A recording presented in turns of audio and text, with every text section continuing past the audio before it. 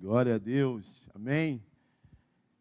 Uma igreja ter escola bíblica no dia de hoje, gente, é para ser valorizado, porque a maioria das igrejas já não se preocupa mais com conhecimento bíblico. Não perde tempo com isso. Para eles é perder tempo. Já vi pastores dizendo, escola bíblica é a única faculdade que não forma ninguém. Essa é a visão deles. Mas, na verdade, a escola bíblica que minha mãe me levava desde garotinho, e quando a Assembleia de Deus não tinha escola, minha mãe, quando não tinha professor para dar aula para os adolescentes, ou para as crianças, minha mãe pegava a gente e levava na Batista. Ela falou assim, lá, aí eu lembro a professora Andréia, fica com eles aí, porque lá não tem professor. Então vai ficar aqui. Naquela época era mó complicado, igreja Assembleia, Batista, mas minha mãe falou, não, sem aula eles não ficam. Então, venha, traga o teu filho, é algo maravilhoso. E Gálatas é a carta da liberdade, né? O que mais a gente tem é gente escravizada pela religião. No meio evangélico, então, nem se fala, gente escravizada, gente com medo. Medo, porque os pastores manipulam, usam medo, usam a coação para você dizimar, para você ofertar. E a carta de Gálatas te ensina que você é livre, livre de qualquer tipo de ideia errada, judaizante. Olha, vale a pena você estar aqui e vai ser bênção, amém? Vamos abrir lá, 2 Coríntios. 2 Coríntios, né? Gálatas, Coríntios é uma carta, né? 2 Coríntios é uma carta. 2 Coríntios 4, capítulo 4, versículo 16. Você pode ficar de pé um pouquinho para a gente ler? É bom ver Anderson aqui, fez aniversário. O irmão Dutra deve estar com os filhos, né? O irmão Dutra veio? Não, né? Está fazendo aniversário, deve estar com os filhos dele. Que Deus abençoe a vida do irmão Dutra. Pessoal, Eliane, Estherzinha. 2 Coríntios, capítulo 4, versículo 16. Na NVI, acho que minha versão é NVI. Diz assim: por isso não desanimamos, embora exteriormente estejamos a desgastar-nos, interiormente estamos sendo renovados dia após dia. Pois os nossos sofrimentos leves e momentâneos estão produzindo para nós uma glória eterna que pesa mais do que todos eles. Assim, fixamos os olhos não naquilo que se vê, mas no que não se vê. Pois o que se vê é transitório, mas o que não se vê é eterno. Amém? Você pode repetir o versículo 17 comigo? 1, 2, 3. Pois os nossos...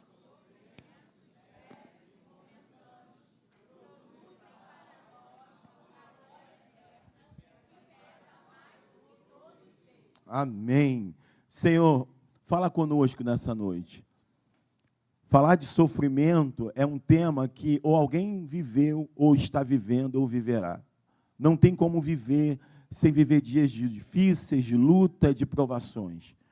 Pode ter alguém aqui hoje que está no meio de uma batalha.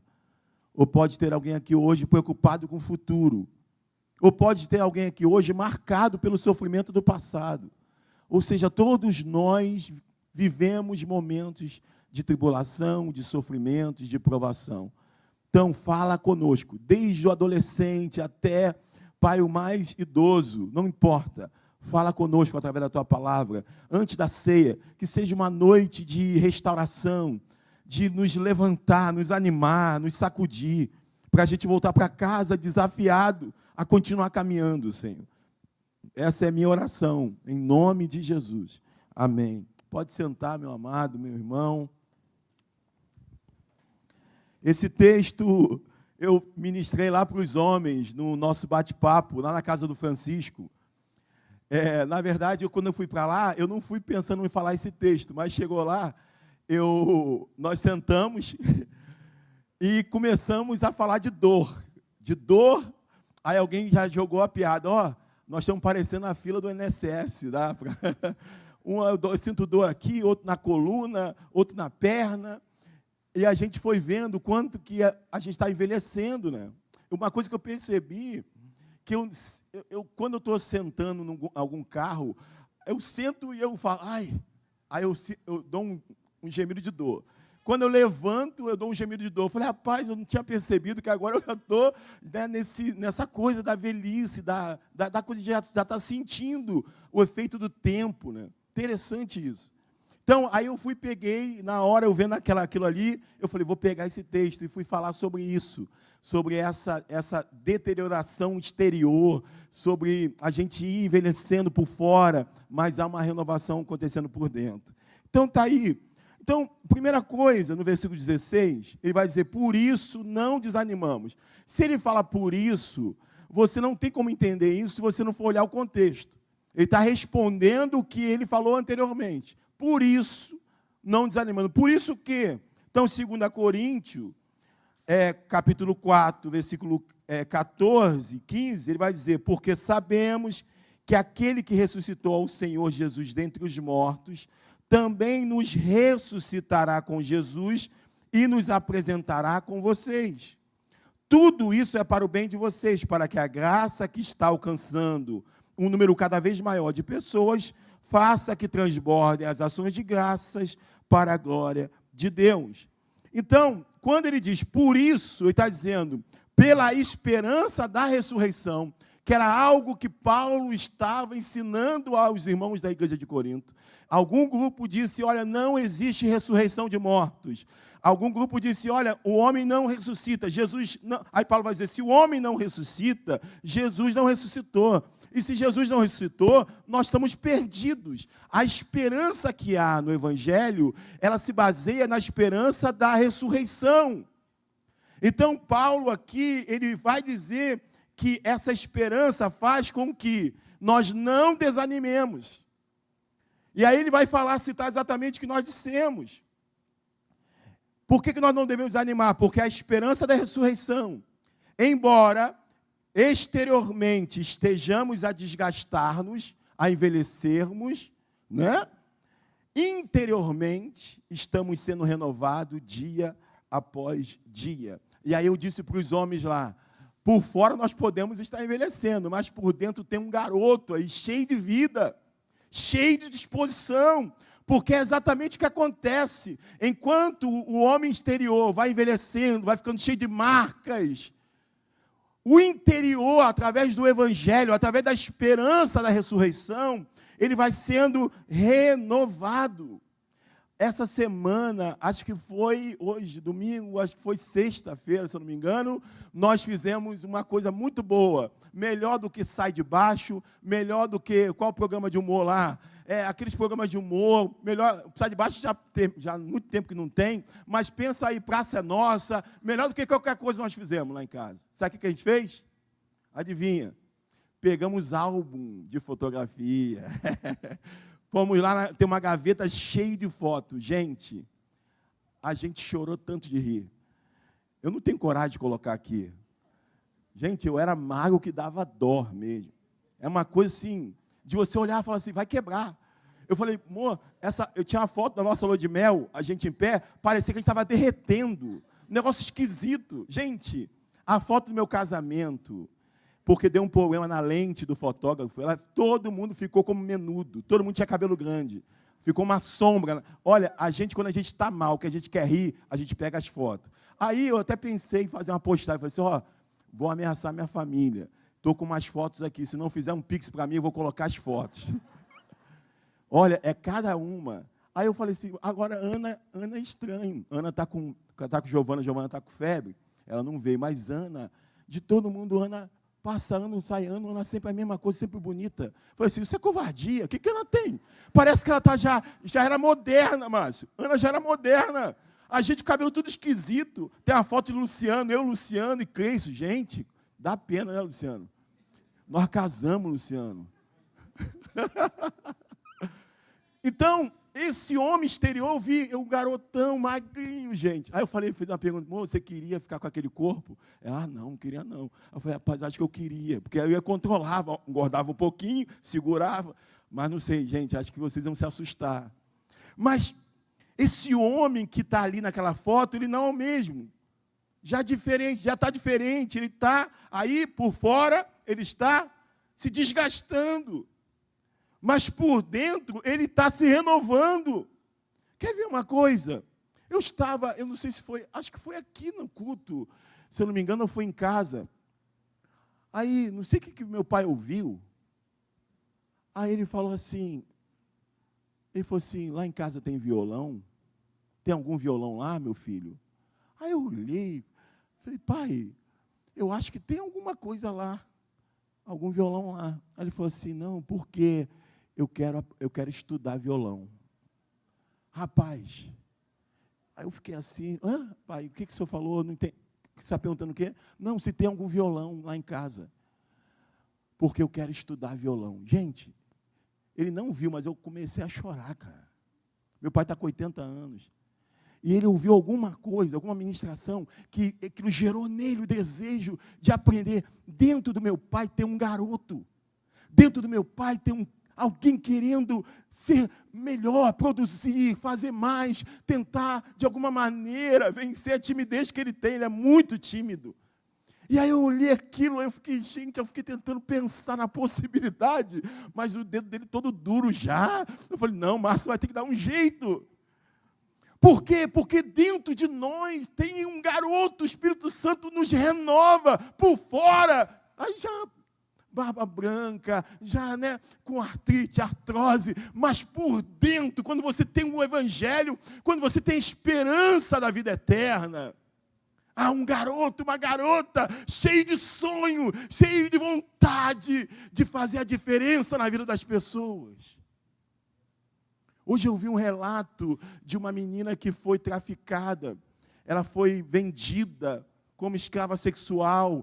Ela estava numa festa e colocaram um comprimido. Ela foi dopada e, a partir dali, ela não lembra mais de nada. Ela só lembra de estar numa casa muito grande com um americano. E aquele americano olhou para ela quando ela acordou e falou assim, nunca mais sua vida será a mesma. E ela foi levada para vários países, chegou até os Estados Unidos, acho que ela era da Índia, e ela sofreu muito. E no final, entre essas viagens que eles ficavam viajando com um grupo de mulheres, e um dia ela chegou no avião, uma mulher, uma loira, olhou para ela e fez um símbolo para ela, fez um sinal, assim na nuca, e tentando fazer um sinal, um gesto para ela, porque ela estava ali com os traficantes. E ela não estava conseguindo entender, mas ela percebeu que aquela mulher queria se comunicar com ela. Aí até que ela entendeu que ela queria que ela mostrasse o antebraço dela. E ela estava com um casaco, ela tirou disfarçadamente, porque aqueles traficantes estavam olhando tudo. Eles ameaçavam a família, ameaçavam tudo. Ela não escolheu isso, ela foi, de fato, sequestrada. Coisa terrível. E aí ela tira o casaco e ela mostra para aquela mulher uma tatuagem. É muito comum eles marcarem as meninas com uma tatuagem. E quando aquela mulher viu que era a tatuagem de um símbolo de uma facção que sequestra mulheres, ela conseguiu chamar a polícia, os federais chegaram e foi todo mundo preso. E o relato que eu lia era o relato dela no julgamento dos traficantes.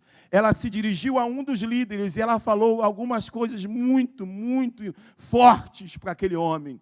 E uma das coisas que eu achei interessante foi que ela disse, muitas pessoas estão nesse mundo para marcar a vida das outras. Você está nesse mundo para marcar a vida das pessoas negativamente. Você marca pessoas negativamente. Você é cruel. Você é um homem sanguinário. Você é um homem duro. Você não tem coração. Mas eu saio daqui para marcar as pessoas positivamente, como antes que você me sequestrou. Eu era um psicólogo. Eu ajudava pessoas e eu estou saindo daqui mais forte para ajudar muitas pessoas positivamente. Quando meu pai disse que queria aprender violão, eu tenho certeza que o desejo dele é marcar pessoas, porque por fora você se envelhece, mas por dentro tem alguém cheio de sonhos, e sonhos não egoístas. Sonhos para compartilhar o evangelho, que pode trazer esperança para aqueles que não têm mais esperança, a esperança da vida eterna. Voltando ao texto, versículo 17. Ele vai dizer, continuando, pois os nossos sofrimentos, o quê? Leves e momentâneos, estão produzindo para nós uma glória eterna que pesa mais do que todos eles. Irmãos, como que alguém chama o sofrimento de alguém de leve? como que Paulo chama o sofrimento de alguém de leve? Se sofrimento é algo subjetivo e pessoal, Paulo está dizendo que é leve o sofrimento que ainda nem existiu. É leve o sofrimento que aquelas pessoas nem tinham vivido ainda. Olha, isso é muito estranho, isso é muito incoerente, isso é frio. Como que eu posso dizer para alguém que o seu sofrimento, até o que você ainda não viveu, e você não sabe o que vai viver, esse sofrimento é leve?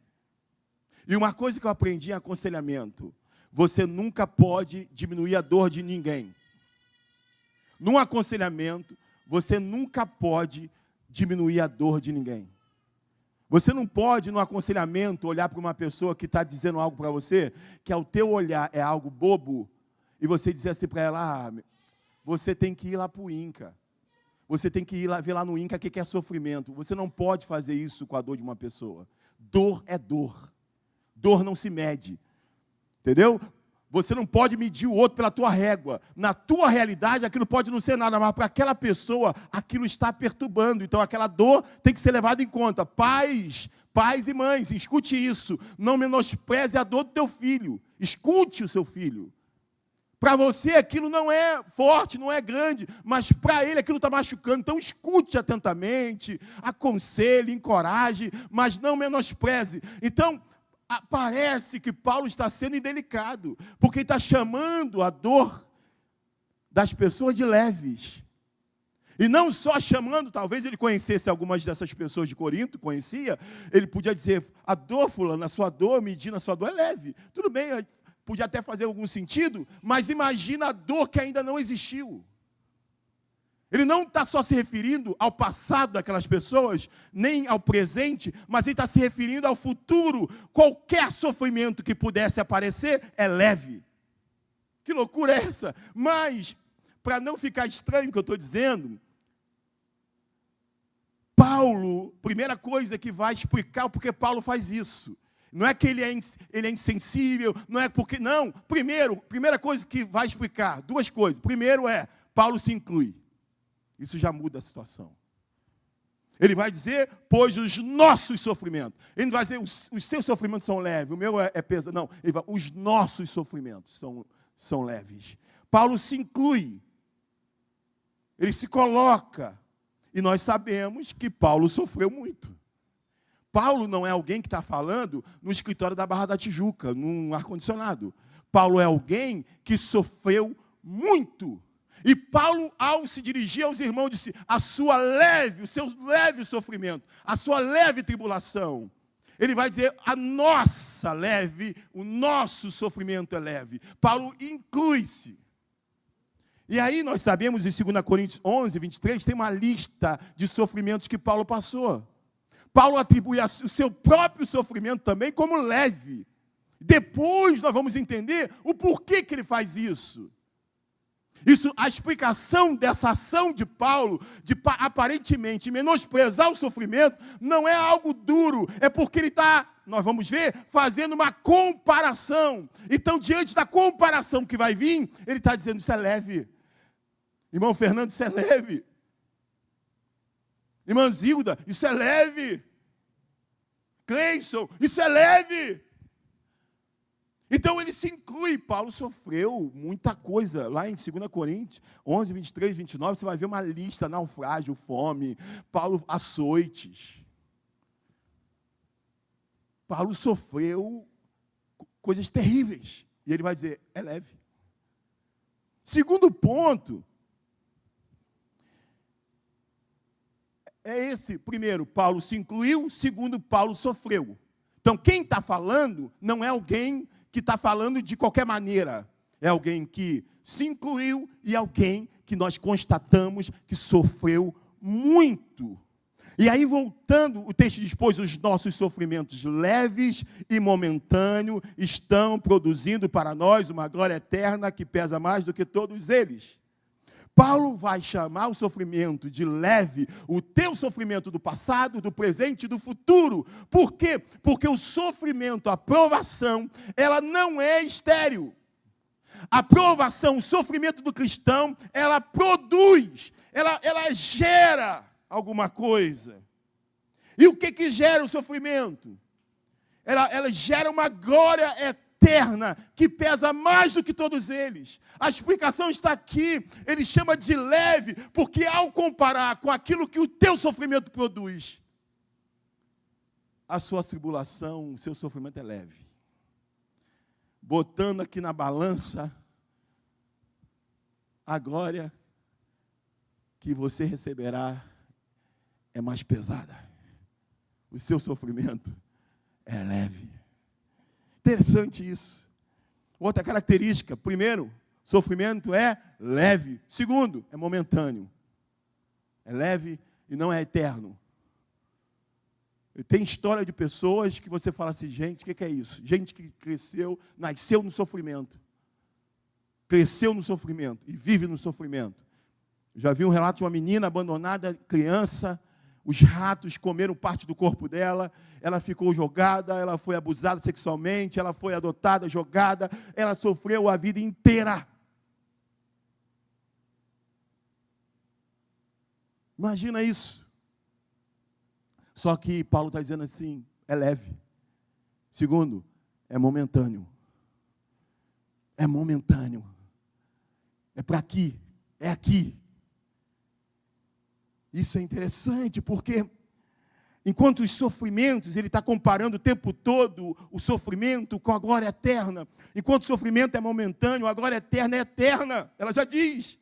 1 Tessalonicenses, capítulo 4, 17 e 18, um texto que eu leio muito em velórios, em luto.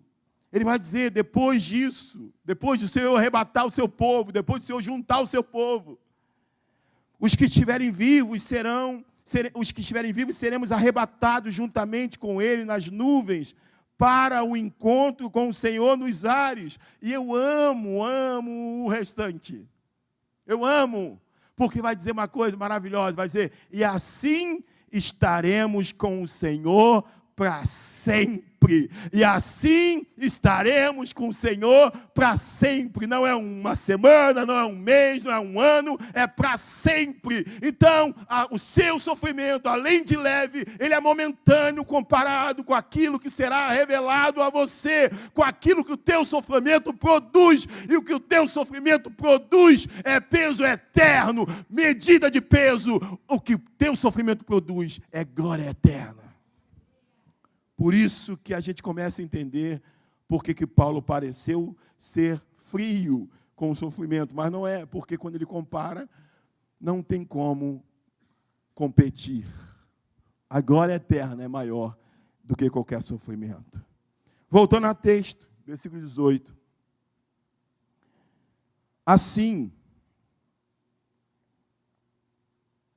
fixamos os olhos, não naquilo que se vê, mas do que não se vê. Pois o que se vê é transitório, mas o que não se vê é eterno.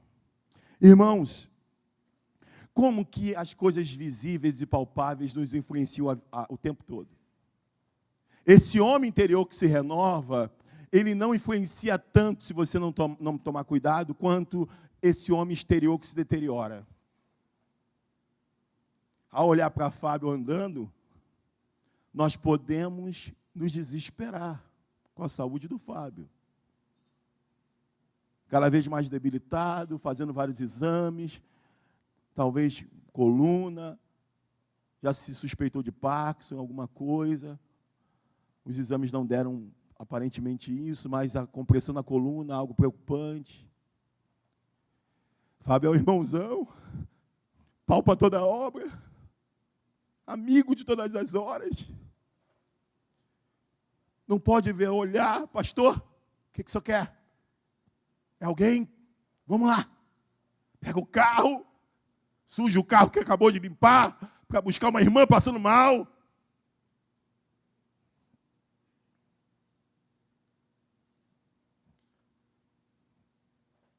Eu preciso e você precisa entender que mesmo que exteriormente estejamos vendo isso tudo, há algo acontecendo que a gente não apalpa. Há algo sendo realizado que nos nossos olhos não veem. E nós temos a tendência a valorizar muito mais do que a gente enxerga. Mas ele diz para a igreja hoje: fixe os seus olhos não naquilo que se vê, não naquilo que se sente, mas no que se não vê. Porque isso que você está vendo, embora doa, embora preocupe, é transitório, é momentâneo.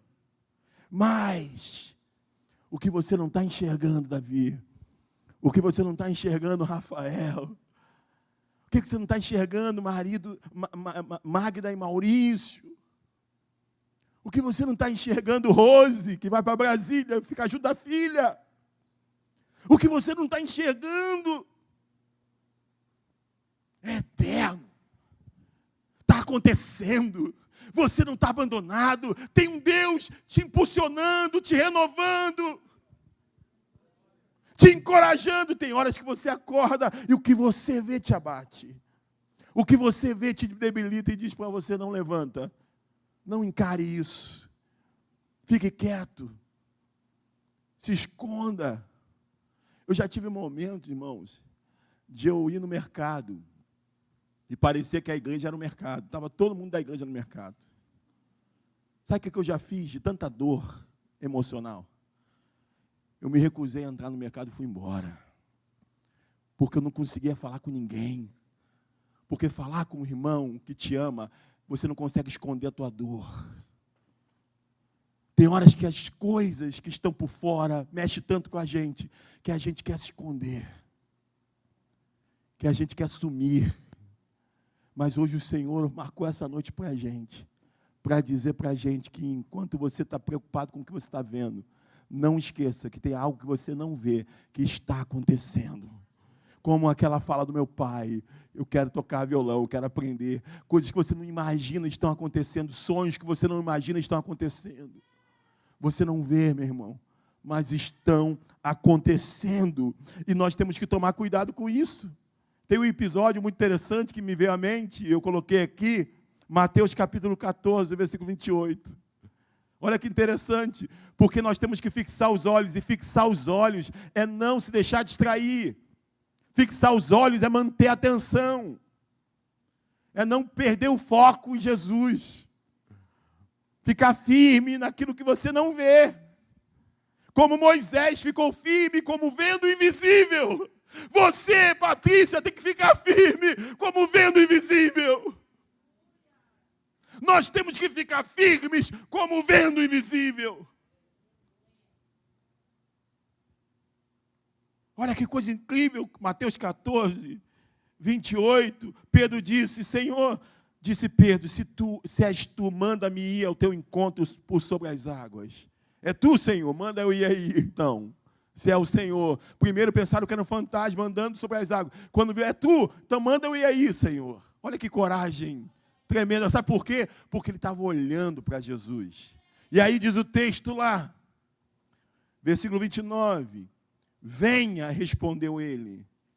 Então Pedro saiu do barco, andou sobre a água. Pedro andou. E foi na direção de quem? De Jesus. Sabe por quê? Porque ele estava olhando para Jesus. De manhã, às vezes a gente acorda assim, né? Forte, andando sobre as águas. Estou olhando para Jesus. Mas daqui a pouco o que acontece? Versículo 30. Mas quando o quê? Reparou no vento. E aí que está o nosso problema. Quando a gente começa a olhar os detalhes, eu estava com uma dor no estômago, aí eu comecei a pesquisar, o que é dor no estômago? Do lado esquerdo, tal hora da dia. O que é no seu... Esse Google acaba com a gente, porque é algo que a gente apalpa. Aí eu, suspeita de intestino irritável, beleza, mas tranquilo. Mas também pode ser um câncer no intestino. Opa, agora não. Aí, eu fiz o exame, nada de sangue nas fezes. Opa, glória a Deus. Eu estava com ansiedade até para fazer o exame. Fiz abdômen total, ultrassonografia, e com medo. O médico começou a fazer o exame. E aí, daqui a pouco, o médico fez um movimento estranho e falou assim, ih, caramba. Aí ele viu alguma coisa. Aí chamou a menina, eu falei, ih, o negócio está tão feio que mandou chamar logo o psicólogo. Aí ele, não está legal. Aí eu pensando que era eu, não era eu não, era o computador. Aí, opa! Mas estava estranho, vai para outra sala. Gente, tive que levantar, sujei todo, fui para outra sala. Aí fez o exame, ele olhou, rapaz, o negócio está bom, hein? Parece um garoto. Pensei que ia ter gordura no fígado, não, seu fígado está bonito e tal, não sei o quê. Tá, dá para pular até carnaval. Pode ir, está tranquilo. Mas antes a gente fica apavorado, porque a gente fica preso ao que estamos vendo. E diz que Pedro reparou o vento, ficou com medo. E começou o quê? A afundar. Por quê? Porque nós tiramos os olhos daquele que a gente tem que olhar. Ele começou a afundar e gritou, Senhor, salva-me. E imediatamente Jesus estende a mão e o segurou e disse, homem de pequena fé, por que você duvidou? Por que você deixou de olhar para aquilo que você não está vendo e você ficou se importando por aquilo que você está vendo? Eu sou Deus que tem o controle de todas as coisas. Diz que logo depois ele fez assim e o mar se aquieta. E a gente vai e as pessoas dizem, quem é esse que até o vento e o mar lhe obedecem? Irmãos, nós precisamos sair daqui. Como diz lá em Hebreus capítulo 12, versículo de 1 ao 3. Ele vai dizer, Hebreus 12, 1 ao 3. Portanto, também nós, uma vez que estamos rodeados por tão grande nuvem de testemunhas, livremos de tudo que nos atrapalha, desse Google para pesquisar as coisas, dessas ideias piores do que são, porque a Bíblia diz, tudo que é verdadeiro, tudo que é honesto, tudo que é puro, tudo que tem algum louvor, nisso pensai, nisso ocupe o teu pensamento.